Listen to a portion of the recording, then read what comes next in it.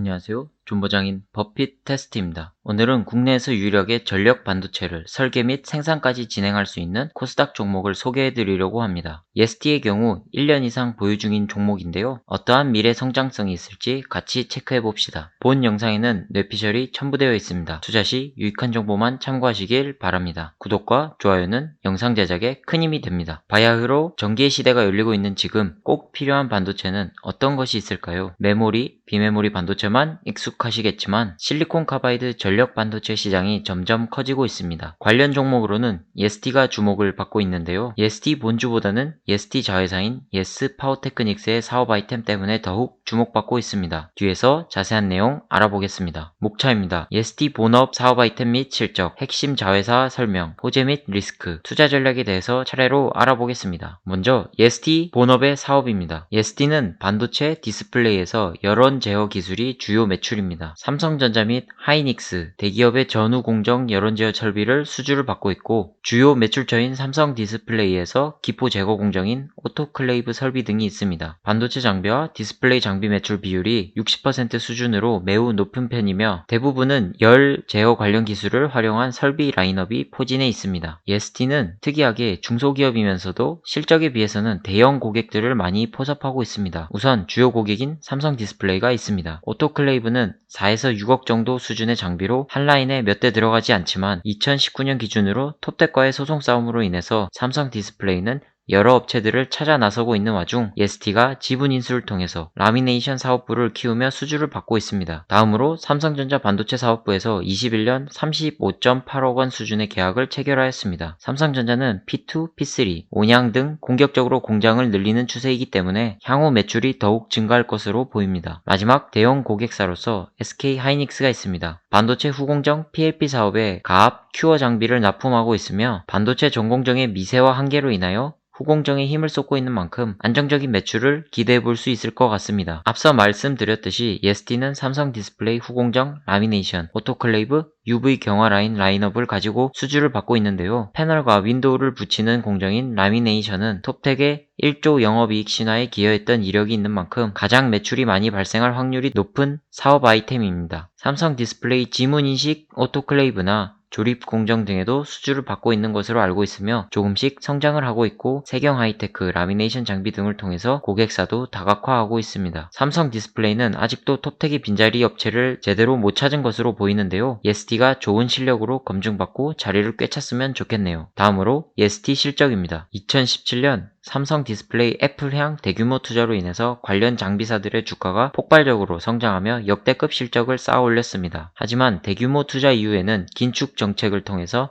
점점 매출과 영업이익이 줄어들었으며 중국 장비사의 먹튀 사건으로 인해 대규모 적자가 반영되었습니다. 하지만 2020년 흑자 전환에 성공을 하며 제도약의 신호를 보내고 있는 상태입니다. 다음으로 예스티가 주목받고 있는 가장 큰 이유인 예스 파워테크닉스 자회사입니다. 예스 파워테크닉스의 주력 상품은 실리콘 카바이드 전력 반도체이고 기존 실리콘을 이용한 반도체 대비해서 고전압, 고열에 강하며 부품 경량화에도 장점이 있어 수요가 점점 증가하는 추세입니다. 활용철로는 미래 산업인 전기차, 전기차 급속 충전 인프라, 신재생 에너지 발전 인버터, 태양광 발전 인버터 등등이 있습니다. 실리콘 카바이드 전력 반도체는 비메모리 반도체의 일종으로서 디지털 신호를 저장하며 정보 전달에 필요한 메모리 반도체와는 달리 정말로 제어에 필요한 필요 전력을 적절히 변환해주거나 AC 220V, DC 24V 등 다양한 전력으로 변환 시에도 큰 손실 없이 정밀하게 요구 사양에 맞춰줄 수 있는 파워 반도체입니다. 실리콘 카바이드 전력 반도체를 사용했을 경우 2%밖에 전력 손실이 일어나지 않는다고 합니다. 역시나 차량용에 적합하게도 고온에 강하며 주행거리에 관련된 전력 손실이 적게 일어납니다. 고속 동작이 가능하며 제어 딜레이를 최소화할 수 있습니다. 이제 예스티 호재 이슈들을 알아보겠습니다. 첫 번째로 국내에서는 유일하게 설계와 생산을 할 수 있는 생산시설을 갖추고 있습니다. 세계적으로 보면 NXP나 인피니온 등이 있지만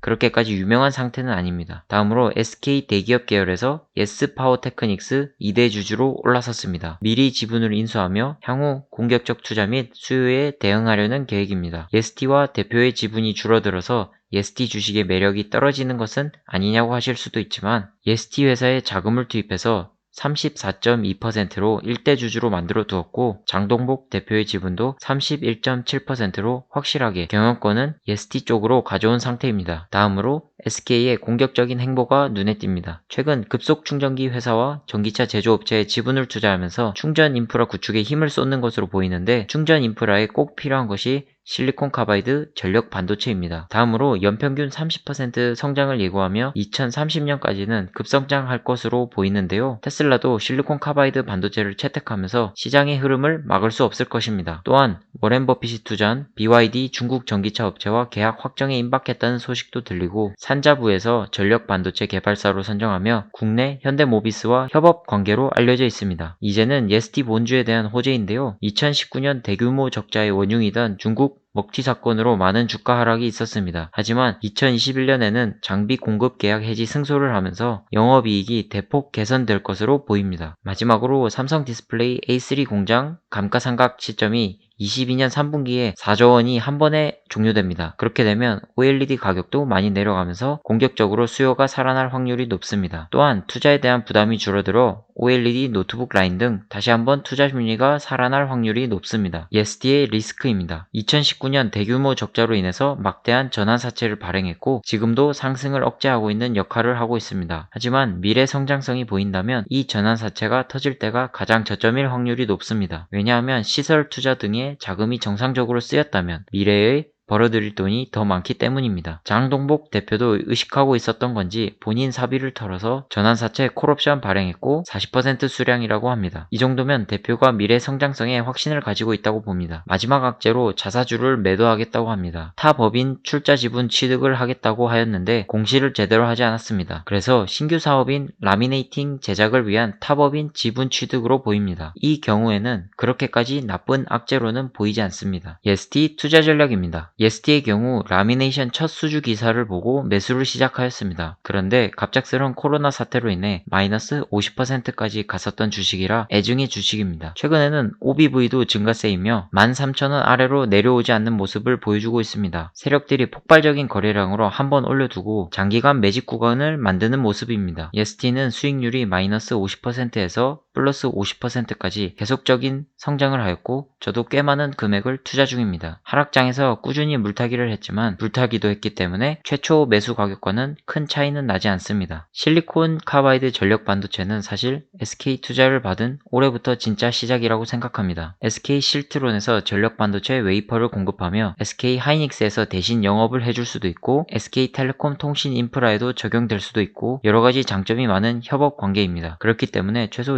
2025년까지는 고성장할 것으로 보이며 가능하다면 꾸준히 모아서 2030년까지도 보유하고 싶은 종목입니다. 2027년에는 11조의 시장으로 성장한다고 하는데 현재 시총은 2,600억 수준입니다. 고 PR에 횡복 회로를 돌리며 3만원, 시총 5천억 원 이상을 가뿐히 뛰어넘어 줄 것을 기대하고 있습니다. 오늘은 생각보다 호재 덩어리인 예스티에 대해서 알아보았습니다. 실제로 워렌 버핏이 한 말은 아니지만 존버만이 살 길이다 라는 말을 기억하며 성장성 있는 기업에 장기 투자를 하고 있습니다. 수익률을 보는 게 아닌 수량과 시드를 통한 유동성의 확장을 베이스로 자산을 불려나가면 안전하게 그리고 느리지만 언젠가 부자가 될 것입니다. 오늘도 페이스메이커로서 도움이 되셨다면 구독과 좋아요 부탁드립니다. 그럼 다음 영상에서 만나요. 안녕.